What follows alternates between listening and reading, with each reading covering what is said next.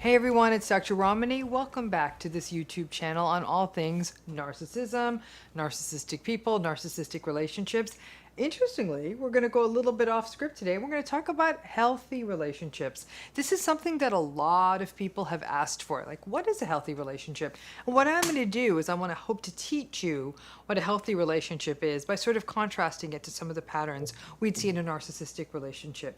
In this video, I'm really going to stay focused on intimate relationships, not get so much into the family space. Certainly we'll do that in a future video. And even as you're sitting here thinking about this video, would love to hear from those of you who've been in both in a narcissistic relationship and a healthy relationship. If you want, drop in the comments some of the big differences you noticed between those two relationships. But in order to be in a healthy relationship, you need to recognize it. So let's start talking about healthy relationships. And if you're new to this channel, please hit that subscribe button and join us, because while we typically don't talk about healthy stuff, you can use what I'm telling you to learn about healthy stuff. So let's talk a little bit about, again, this interesting issue and this interesting sort of compare and contrast we're going to do today.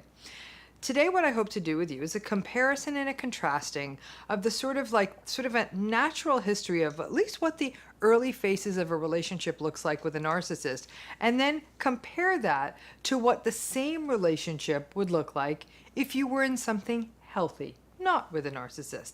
It kind of gives you a sense of where the similarities and differences are, and the differences can be pretty stunning. Now, in the past, I've talked about some variations on this theme. And again, we are so accustomed to talking about unhealthy patterns on this channel. I really do believe that sometimes you need a booster shot and a reminder of what a healthy relationship looks like. And again, those of you who've been in both, share those differences in the comments. So in a nutshell, a healthy relationship is characterized by respect, compassion, kindness, reciprocity, patience, empathy, and gratitude. A narcissistic relationship is characterized by contempt, invalidation, dismissiveness, minimization, gaslighting, devaluation, and entitlement, to name a few. In a healthy relationship, there is trust. In a narcissistic relationship, there's lying and deceit. A healthy relationship leaves you feeling centered. A narcissistic relationship leaves you confused and riddled with self-doubt. A healthy relationship is characterized by a sort of serenity. A narcissistic relationship is characterized by fear. After a narcissistic relationship, you often feel like less than what you were than when you went into the relationship. You're rattled to your core. Again, riddled with self-doubt, self-loathing, confusion, and you start to doubt your own reality. In that sense, in a narcissistic relationship, you learn to gaslight yourself. You just never know if you're coming or going in these relationships. It can take people months or even years to recover from these relationships, especially if they don't know what they're dealing with. So let's get to that sort of compare and contrast I want to do with you.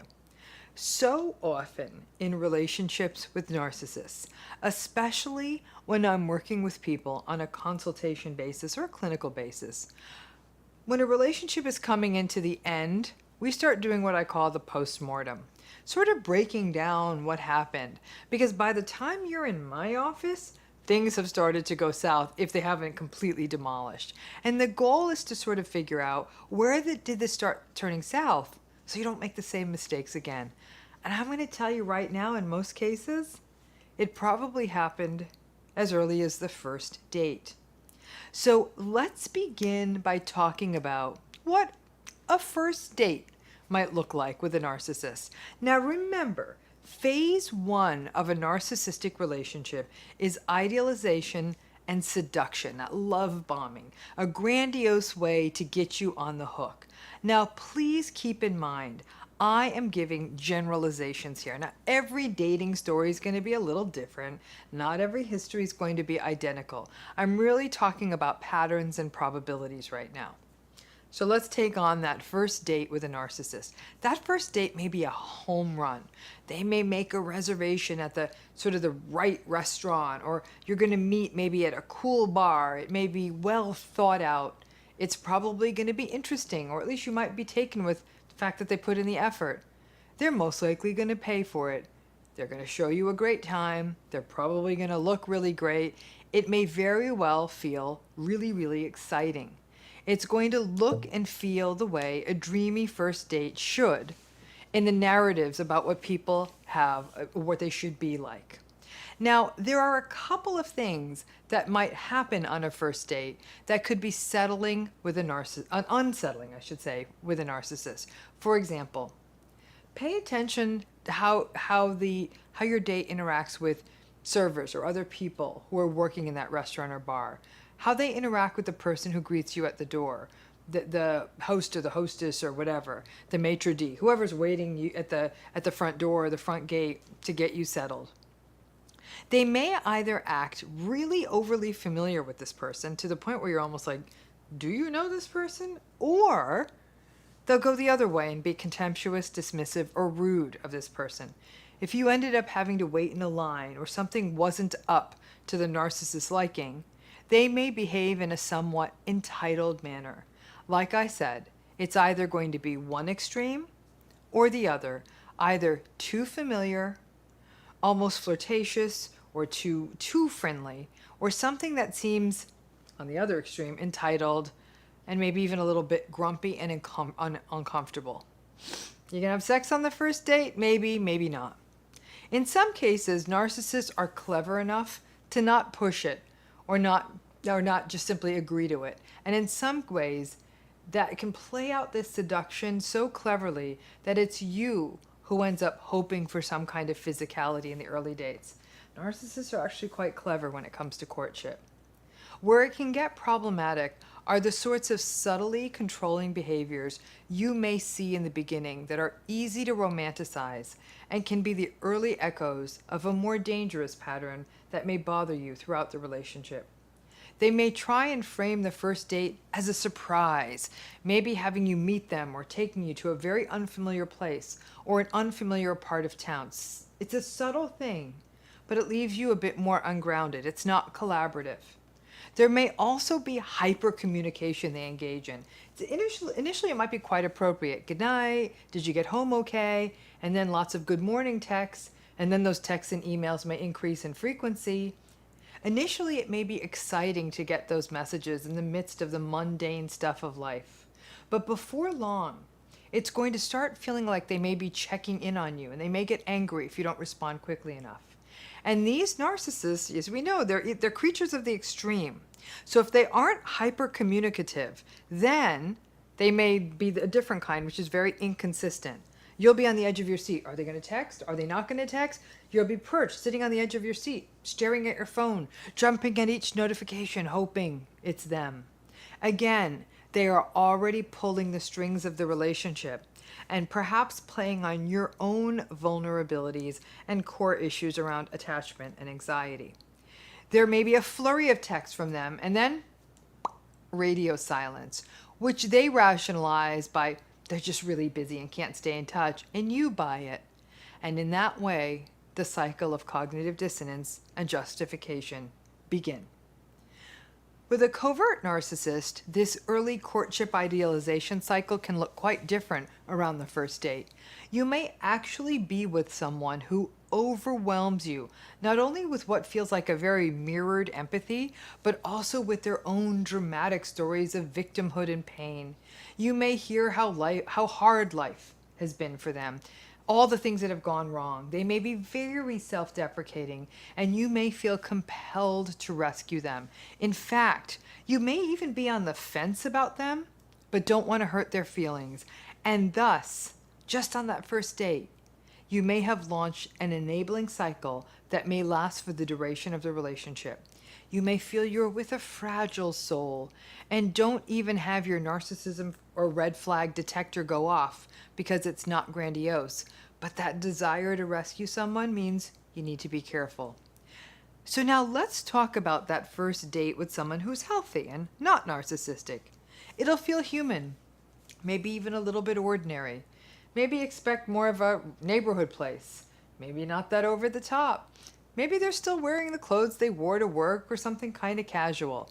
It may not be that glitzed out. It may not be that well thought out. It'll just sort of be like, hey, there's a great restaurant in my neighborhood. Would that work for you? Are you familiar with that part of town? Again, it may even feel a little ordinary and maybe not even exciting.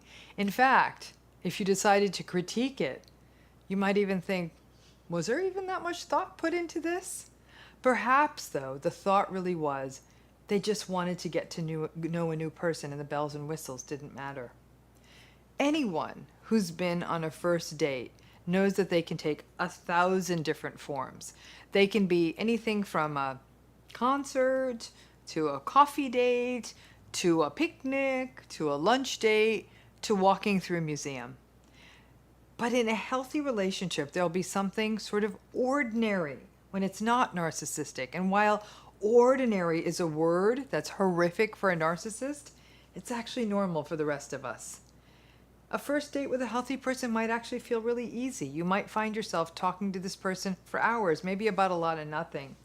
You might have those sorts of fumbly moments where you don't feel graceful, but nobody gets particularly frustrated, entitled, or angry. In fact, you may not even feel that much in terms of lightning bolts or sheer excitement, but rather maybe more of a sense of comfort. Maybe not the stuff of fairy tales. So let's fast forward a little bit. Let's talk about your 10th date. You get to the 10th date and things are still going fine. What does that add up to? Let's see, 10th date, what is that, about a month or 6 weeks into the relationship? With a narcissist, by about the 10th date, you probably may still very well be in that love bombing, idealization, seduction phase. Remember that love bombing is that technique used by narcissists where it's this sort of blinding and overwhelming tsunami of courtship, where the texts and the calls and the gestures may come in really steady. They're trying to win you over. In fact, they may insist on spending lots and lots of time with you and get a little bit put off if you don't agree to it. You might even be astonished at how intense some of the experiences are you're having early on, and your friends may be cheering you on. Oh, you found a prince or a princess. Many people say that the first 4 to 6 weeks with a narcissist can feel like some sort of modern romantic fairy tale where it's just on all the time. In the midst of that, red flags may be popping up, and they could be unsettling. But by your 10th date, you may have done intense stuff. Really fabulous dinners, maybe even a vacation or a road trip, or this like personal chef coming to someone's house, or maybe having met their whole family. But it's probably going to be something quite intense. Now, if this is a covert or vulnerable narcissist, now you may not be having those big, grand, seductive experiences, but you may already be all in on rescuing this person. Perhaps you may have moved them into your house, loaned them your car, introduced them to people who could help them professionally, and you may be very, very protective of them and their fragility and victimhood that they keep putting out there. However, whatever narcissist you're in may have already started sliding into some bad habits by about the 6th week. Maybe this is the 2nd or 3rd time you've had to reschedule getting to see them. Maybe they're constantly late. It could be that you're starting to see pretty consistently some of those patterns of entitlement. You may have noticed that now you drive together, and when you do drive together, he or she is a very erratic driver, cutting people off and speeding up to them. By the way, bad driving is a major narcissistic tell and supported by the research. You may notice that while you're trying to talk to this person on your 10th date, their attention sort of wanders, or looking around the room, not always listening to you intently the way they did on those first few dates. They may even interrupt you, get distracted by their phone, may even look at someone else, or constantly steer the conversation back to themselves. Love bombing tends to be on more superficial, big ticket stuff, but it doesn't seem to result in that real connective tissue of what makes a healthy relationship, which is really being present and respecting and getting to know the core of a person. But with a narcissist, by around the 10th date, you might be saying, this is exciting, I'm having a lot of fun. And that lot of fun may be so seductive that you're thinking of staying in it. But already the little rumbles have been rumbling. They're almost so quiet you can't hear them. The rumbles of doubt, keep creeping in. He doesn't really listen to me, or yikes, she has a little bit of a temper, but I do see that she's under a lot of stress. You're already, when these red flags pop up, continually making excuses and justifications for this person. Now, let's contrast this to the 10th date with that healthy, sort of non-narcissistic person.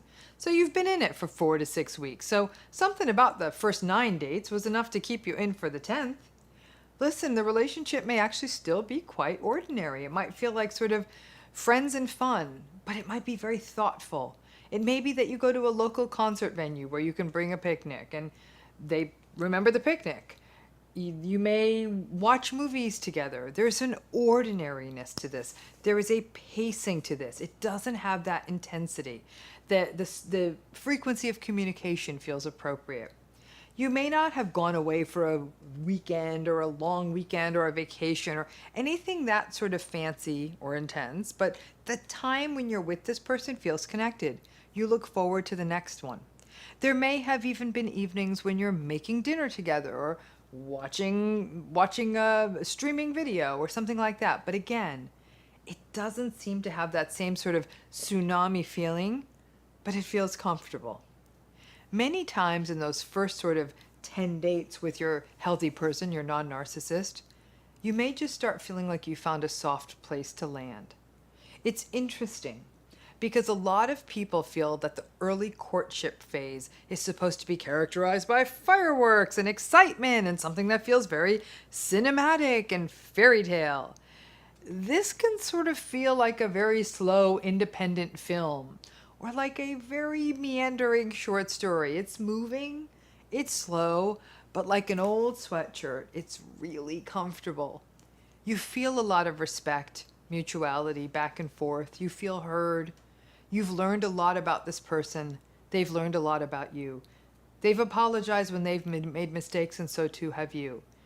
And that's what we're hoping for, right? Healthy. So let's turn to the dark side. What do fights look like in a narcissistic relationship? If you have to put it in one word, ugly. Narcissists are masterful fighters. They argue like lawyers. They are always able, by the end of it, to always make you feel like you're doubting yourself, that they've won. They're very clever at arguing. It's weird. They have these almost encyclopedic brains where they can keep tossing stuff back at you. Now, they're able to do that in an argument, but they can't remember anything that's important to you at other times. But in an argument, they remember all kinds of stuff. They'll sort of fake left and turn right. They're very good at arguing, and they love to win. So an argument is a place for that to happen, for them to dominate. They're really willing to even be mean just to win. Because they lack empathy, they don't think about how much it might hurt you. Any fight with a narcissist is a dirty fight. And as a result, those fights can become really, really aversive over time. You might even find yourself avoiding any kind of argument because they feel scary, they feel disrespectful. You might initially have a lot of them because you might be advocating for yourself. You might be wondering, why isn't this person telling me the truth? Or I'm going to ask them why they're always late, or why are they so often distracted? Or why do they have one set of rules for themselves and one for me? You actually ask the questions, the stuff that anyone would normally call out of another human being in any kind of relationship. But then after weeks, months, or even years of these fights, you can start to feel so helpless and hopeless. You don't even get into the fights anymore. You just sort of get resigned to, I am too tired. This is how it is. I am never going to win at these arguments. And the self-doubt that creeps in can kind of keep you in this relationship, almost enabling their bad behavior without advocating for yourself. When we think about having an argument with somebody who's not narcissistic, the entire flavor of an argument takes on an entirely different tone. First of all, there's no such thing as any kind of long-term committed relationship where nobody ever argues.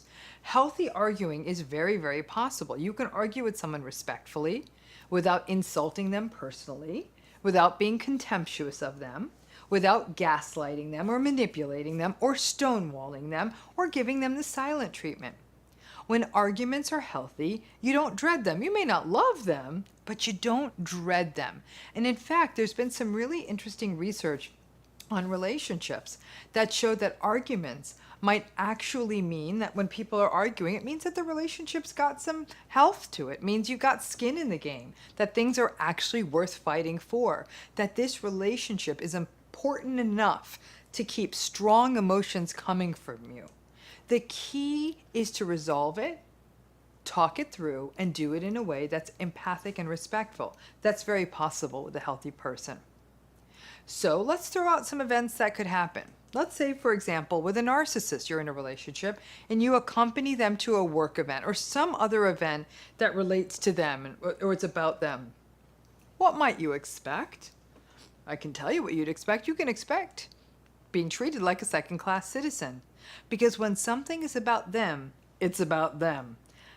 This is going to be really bad, and I'm going to age myself when I share this with you. I remember years ago watching the television series Sex and the City. I know, I'm sorry. I hate to admit this.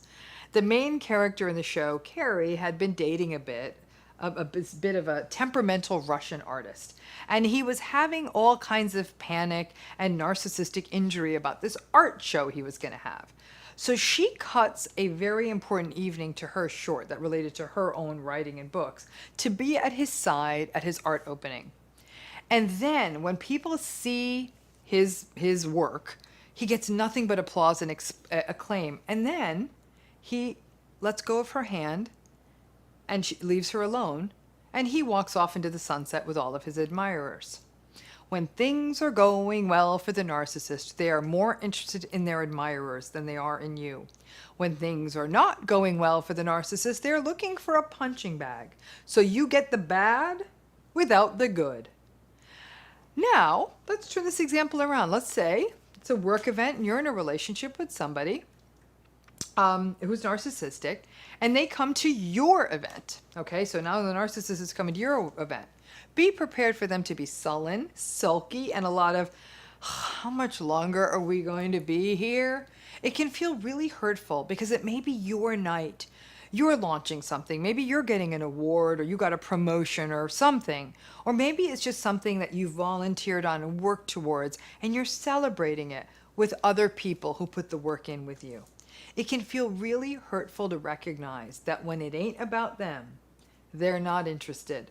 So anything having to do with your working or volunteering or anything about you can be a really tense space in a narcissistic relationship. Now, in a healthy relationship that's not with a narcissist, when you accompany each other to work events, it can be really lovely. There are few things more wonderful than being proud of the person you love and watching them get an honor or give a speech and being there by their side, but also giving them their space to really enjoy it and knowing that they see you and knowing that at every moment in the evening when they catch your eye, they're smiling and basically saying thank you. Thank you for helping me get to this place. There's actually very interesting research that I've talked to my students about in this. It's called the Michelangelo phenomenon. And in the Michelangelo phenomenon, it really can characterize what happens in a healthy relationship. Remember, a healthy relationship is predicated on two secure enough people. Two people that are secure enough that they're not threatened by a partner's success or have fear that their own success will trigger their partner's insecurity and get the partner all kinds of upset. In this relationship, in a healthy relationship, in the Michelangelo effect, one person in the relationship sees the tremendous potential of the other person, even when the other person doesn't see it. For example, it would be like, let's say, I don't know, I thought I'd never be able to finish my book. And it would be a partner saying, I can already see that book on the shelf. It's going to change the world. Or how can I help this weekend and clear things out and clear the errands out so you can work on this book because it's so important. That belief in you by a partner can actually not only leave you feeling 10 feet tall, but it can help you grow beyond what you ever thought you could grow into. That's what it looks like in a healthy relationship when you do support each other and accompany each other to work events and support the other one's professional growth. It makes you feel better. And then you want that person at your side. I can tell you this now, this so-called Michelangelo phenomenon would never happen in a narcissistic relationship. However, they will expect you to uplift them forever. Now let's talk about another transition in a relationship, moving in together. That's another really big relationship moment. Now let's talk about when that happens with a narcissist. Let me tell you this right now. If you're going to move in with a narcissist, you want to be careful about moving into their space because you're likely to always feel like a visitor. It will probably take you years before you can annex enough spaces in that house for your stuff. You're often going to feel like you're being squeezed into the space rather than feeling like moving in is a space of growth or a collaborative venture. And be prepared for criticism when you move in.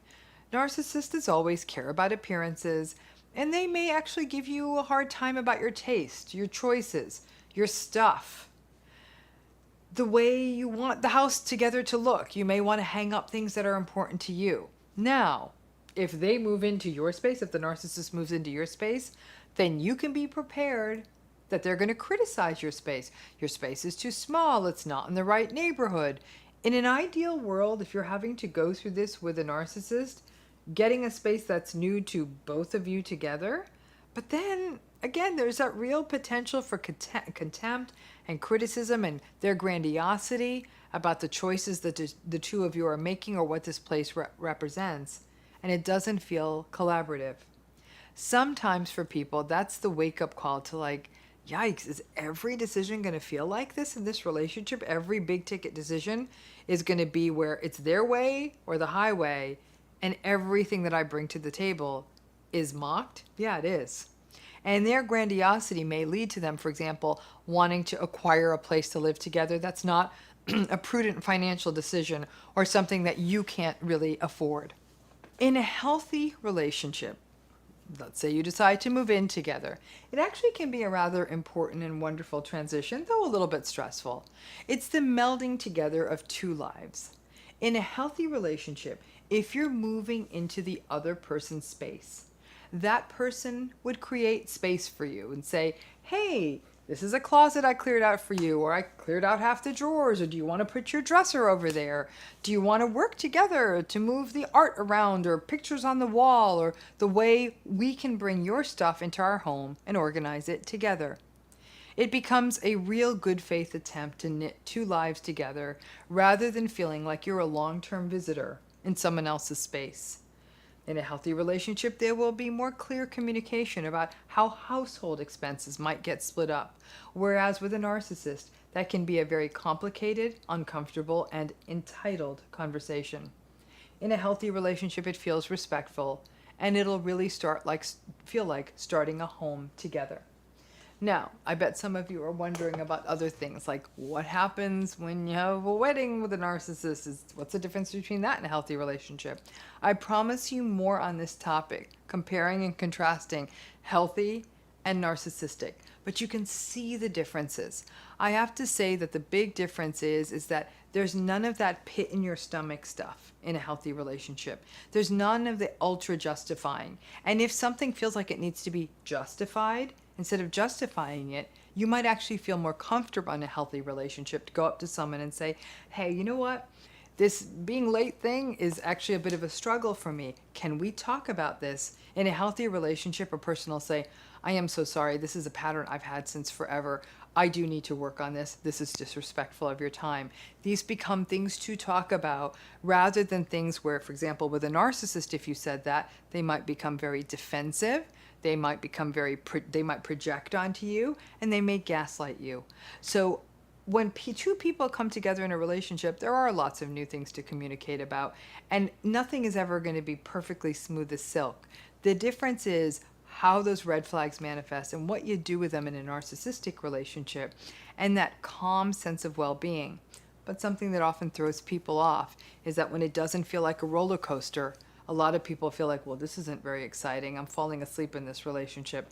Maybe that's not always such a bad thing. Maybe not fully falling asleep, but understanding that a healthy relationship feels like a very, very flat road that has a few bumps and little ups and downs, but those ups and downs are made beautiful by the human experiences of respect, kindness, compassion.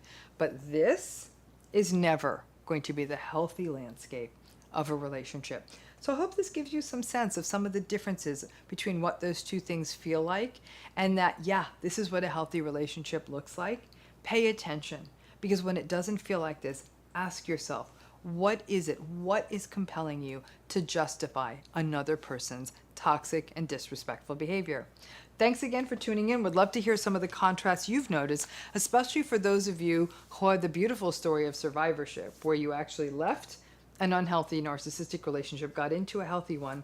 Lay out some of those differences, because there's some people out there still struggling who like to hear your stories of hope. Thanks again. Of hope. Thanks again. Of hope. Thanks again. Of hope. Thanks again.